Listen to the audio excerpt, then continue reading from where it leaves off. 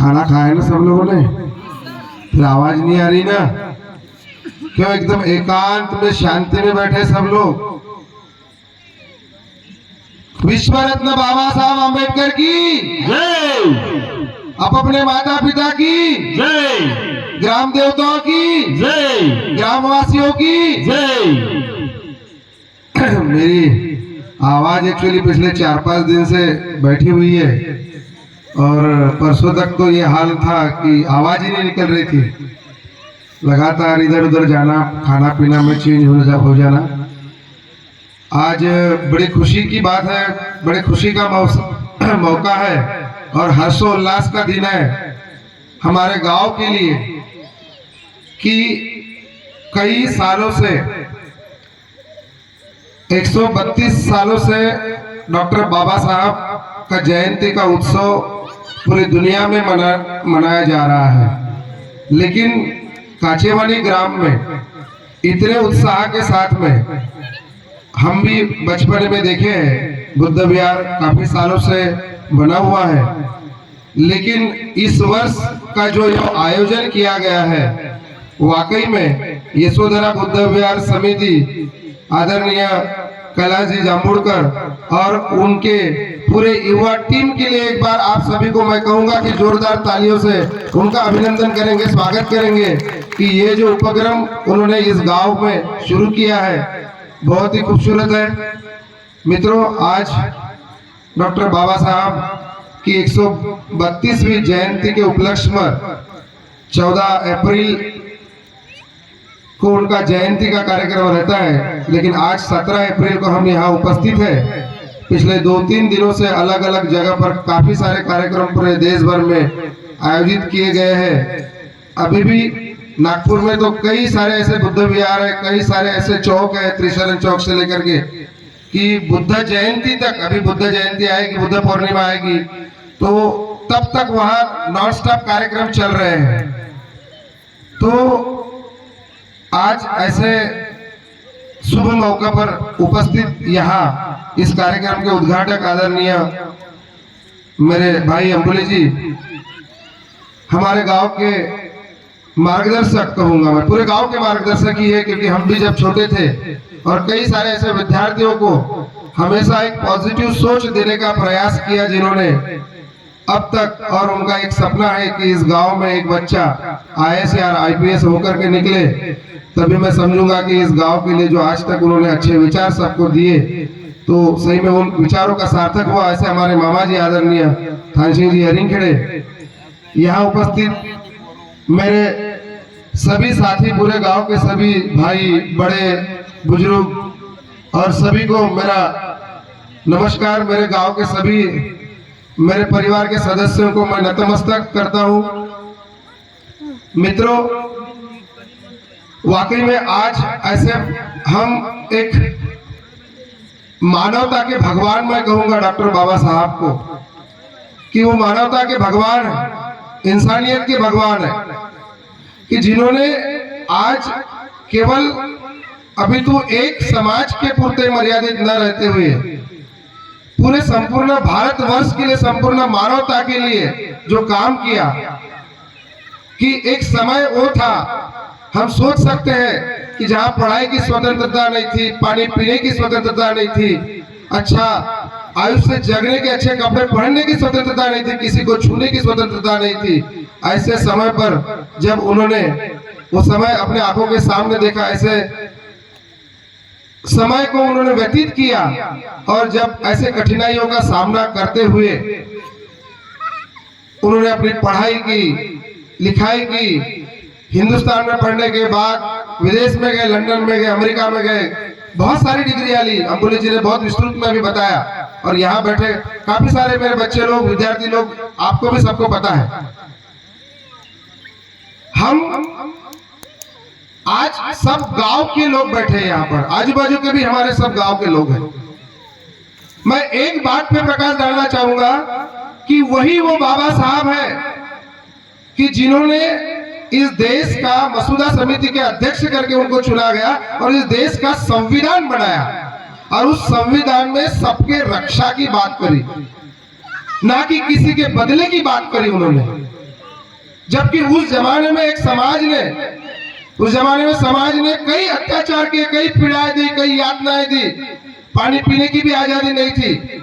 लेकिन जब संविधान बनाने की बात आई तो उन्होंने सर्व समाज को ध्यान में रखते हुए संविधान का निर्माण किया। और ऐसी सोच केवल मैं कहूंगा कि इंसान के ऊपर की सोच रखने वाला व्यक्ति ही रख सकता है। और आज इसीलिए उनको विश्व रत्न का सम्मान भी अगर दिया गया है तो ये कोई बड़ा सम्मान नहीं है। मैं कहूंगा कि पूरे सृष्टि के सबसे बड़ा सम्मान से भी अगर नवाजा गया बाबा साहब को तो भी कम पड़ेगा। इतने बड़े महान व्यक्ति के जन्मदिन के अवसर पर आज हम सब लोग यहाँ पर मिले हैं। मित्रों, 1891 में 14 अप्रैल के दिन उनका जन्म हुआ। 14 अक्टूबर 1956 को उन्होंने बुद्ध धर्म की दीक्षा ली और 6 दिसंबर 1956 को ही बुद्ध धर्म की दीक्षा लेने के बाद लाखों अनुयायी नागपुर के दीक्षा भूमि में उनके साथ उस समय मौजूद थे। और उसके 2 महीने के बाद ही उनका देहांत हो गया। मित्रों, आज उनके जीवनी के बारे में सही में सूरज को दिया दिखाने जैसी बात होगी। हम कितना भी उनके लाइफ के बारे में, जीवनी के बारे में कहेंगे तो बहुत कम होगा, ये समय भी कम पड़ जाएगा। आज सब लोग एक कार्यक्रम, कव्वाली का कार्यक्रम सुनने के लिए यहाँ पर आए हैं। मुझे उम्मीद है कि कव्वाली के जो कव्वाल है, जो गीत प्रस्तुत करेंगे, वो भी बाबा साहब के जीवनी के ऊपर ही होंगे और उनसे भी हम कुछ सीखने की कोशिश करेंगे। हमेशा जब हम पढ़ाई में, लिखाई में जब ऐसे हमारे महान पुरुषों की जीवनी हम सुनते हैं या पढ़ते हैं तो सही में कुछ न कुछ बातें हमारे अंतर मन में चले जाती है। और वो एक आध भी बात किसी के अंतर मन में चले गई तो सही में वो व्यक्ति की जीवन की वो टर्निंग पॉइंट की बात साबित हो जाती है। मित्रों, मैं भी इसी गांव का रहवासी हूँ। हर वो व्यक्ति मुझे जानता है यहाँ जो बैठा है। मैं जब स्कूल जाता था तो इसी मोहल्ले से जाता था और पैदल जब मानवता हाई स्कूल में हम जाते थे तो मेरा यहाँ होलीराम जी बैठे और राजेश मेरा क्लासमेट था। मैं हमेशा, मेरे सब बाबा काका भाई के रिश्ते थे हमारे बचपन के सबके। ये हमको काका बोलते थे, इनके पिताजी हमारे भाई, ऐसे गांव के रिश्ते थे। और ऐसा सर्व समावेशकता का हमारा गांव है, सबकी भावनाओं का कदर रखने वाला हमारा गांव है, सबका सम्मान करने वाला हमारा गांव है। और जब हम बाहर में भी जाते हैं ना, दूर दूर तक जाते हैं। अभी जैसे मुझे बहुत खुशी हुई कि यहाँ मुझे डॉक्टर मोतीलाल चौधरी के नाम से सम्मानित किया गया, संबोधित किया गया और मेरा सम्मान किया गया। मेरी वो यादें ताजा हो गई कि मैं जब 10वीं की कक्षा में, आदरणीय होके सर यहाँ बैठे, मैं 10वीं की कक्षा में सेंटर फर्स्ट आया था।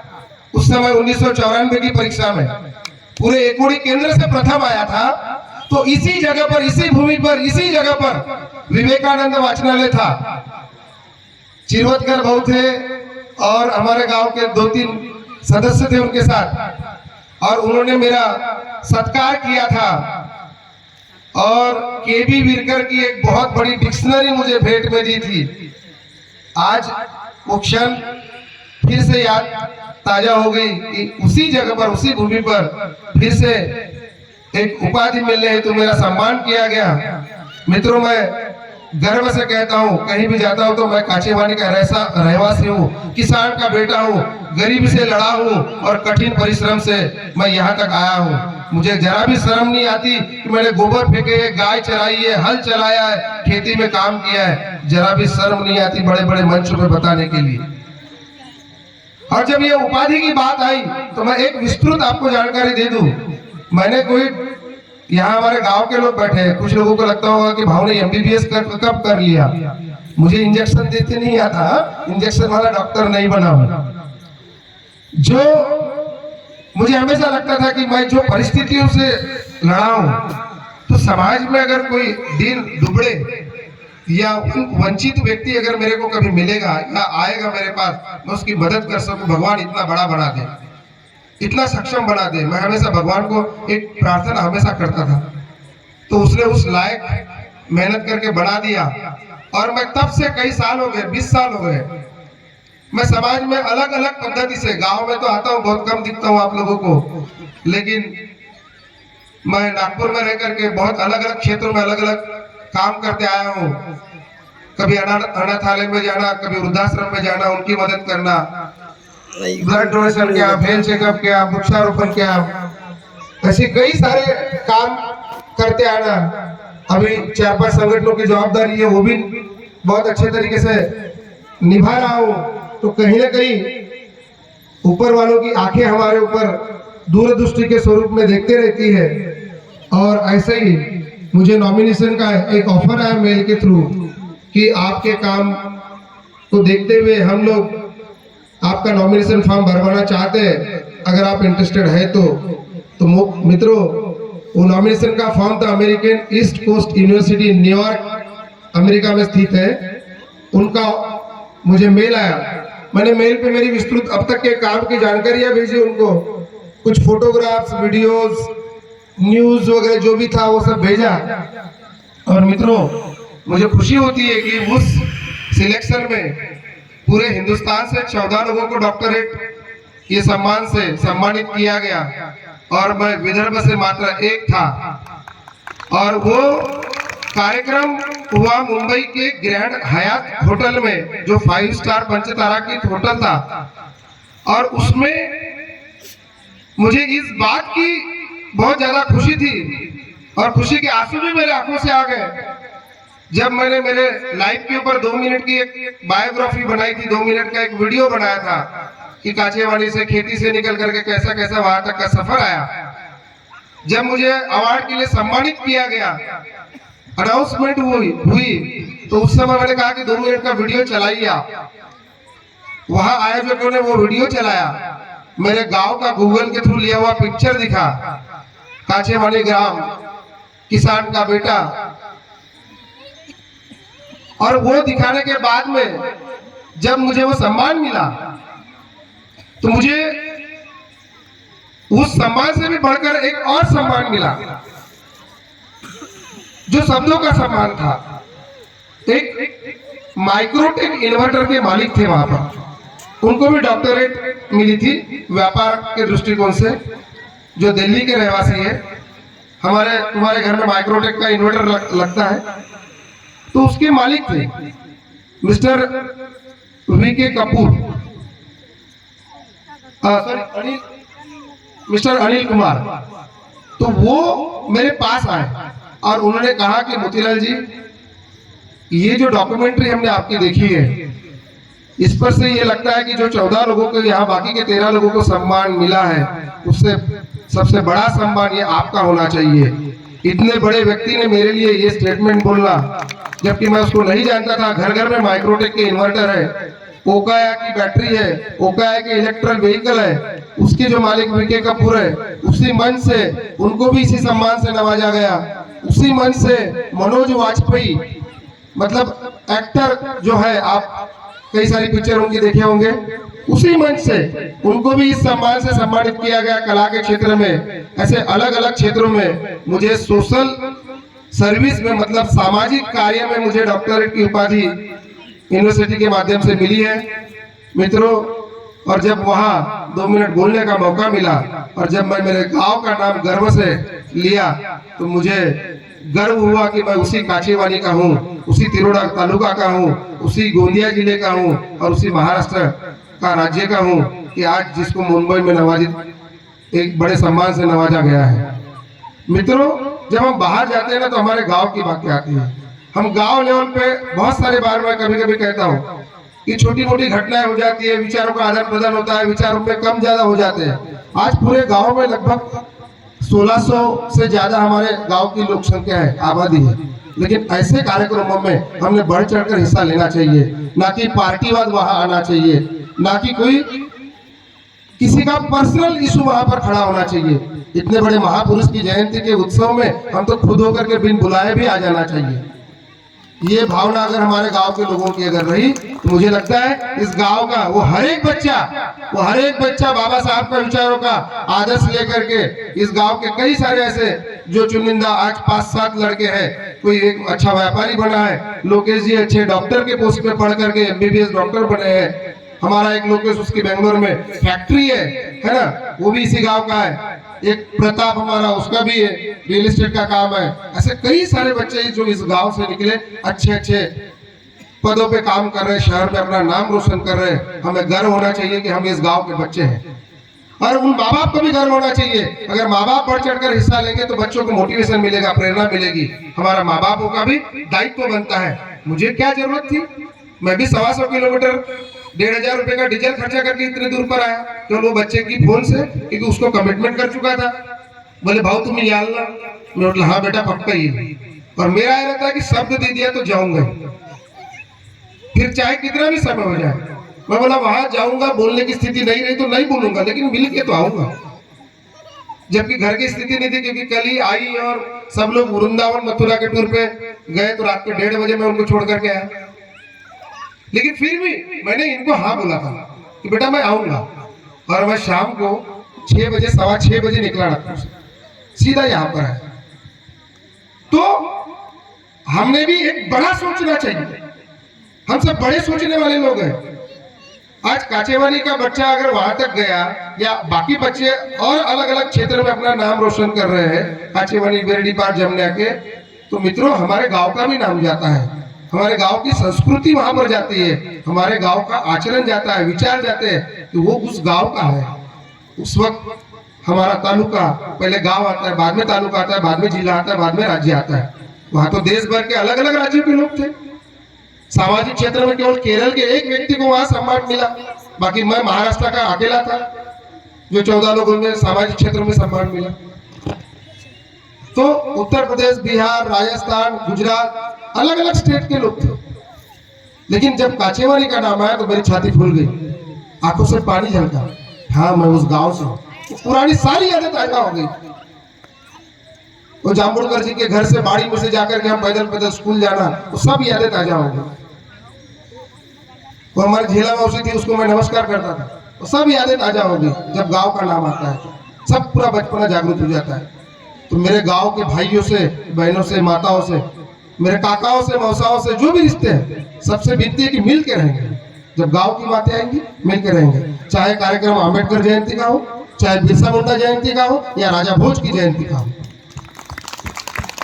सभी कार्यक्रम में बढ़ चढ़कर अगर हिस्सा लेंगे ना तो ये गांव का मैसेज एक आदर्श गांव के स्वरूप में जाएगा। लड़ना किससे, आपस में थोड़ी हम लड़ेंगे, है ना। ये हमारे संस्कारों की बातें आती है, इसकी कीर्ति बाहर में भी होती है। अब चुनाव जो रहते हैं, चुनाव तक मर्यादित, रात गई बात गई, विषय खत्म।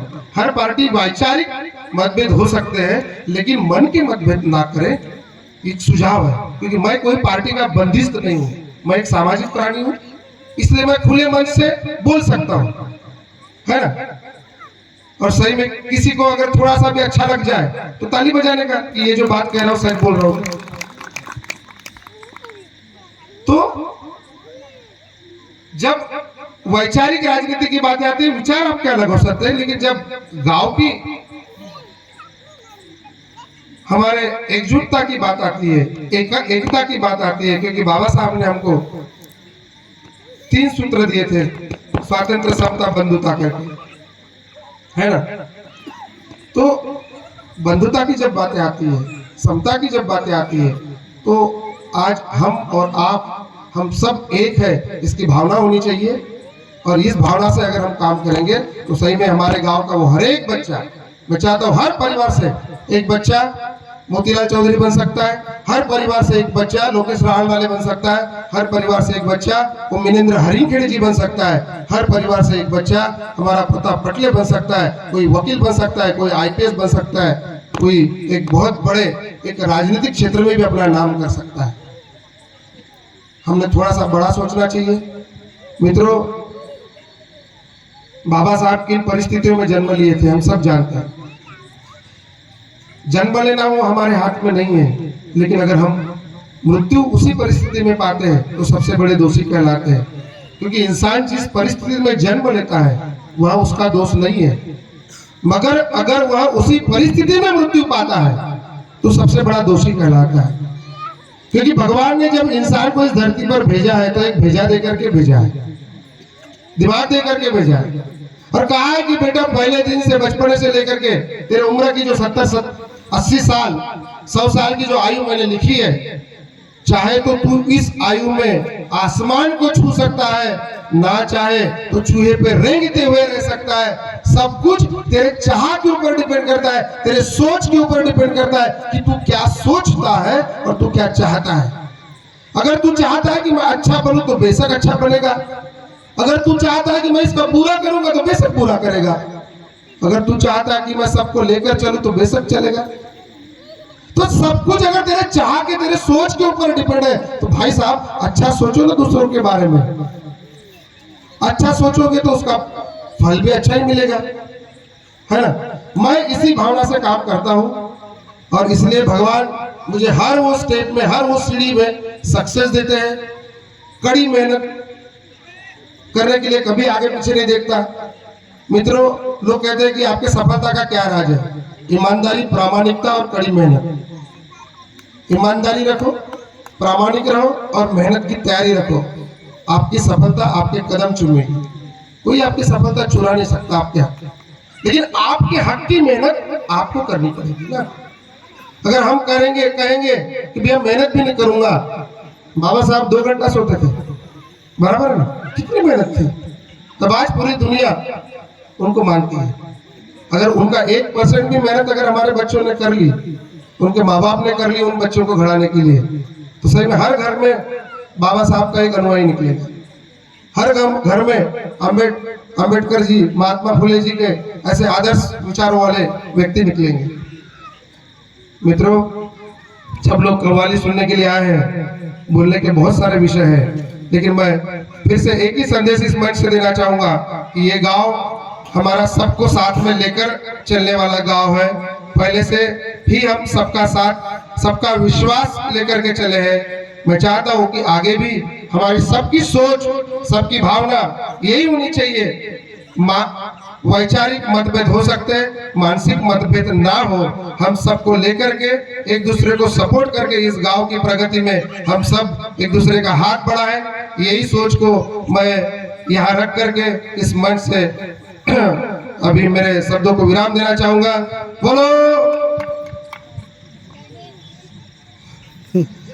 बोलो विश्व रत्न बाबा साहब अम्बेडकर की जय। बोलो तथागत गौतम बुद्ध की जय। धन्यवाद, आपने मुझे यहाँ बुलाया, इतना मान दिया, इतना सम्मान दिया, इतने पेशेंस से आपने सुना, इसलिए मैं दिल से बहुत बहुत आपको धन्यवाद देता हूँ। कुछ बातें अगर मान लो अगर आपको गलत लग भी गई होगी या किसी को नहीं समझ में आई होगी, किसी को अगर चुप भी गई होगी, तो उनके लिए माफी है, क्योंकि मैं आपका बच्चा हूँ, है ना। लेकिन जो दिल की बात है, दिल के द्वारा किया, है ना, दिमाग से नहीं किया। तो मुझे इनके पीछे का एक ही मकसद था कि हम सबको साथ लेकर चले। अगर मैं आगे आया तो मेरा उद्देश्य यही रहता है कि मेरा भाई भी आए, मेरा भतीजा भी आए और मेरा परिवार भी आए, मेरा गांव भी आए। ये मेरी सोच है। मैं चाहता हूं कि इस सोच से हम सब लोग आगे बढ़ेंगे। जय हिंद, जय भारत, धन्यवाद।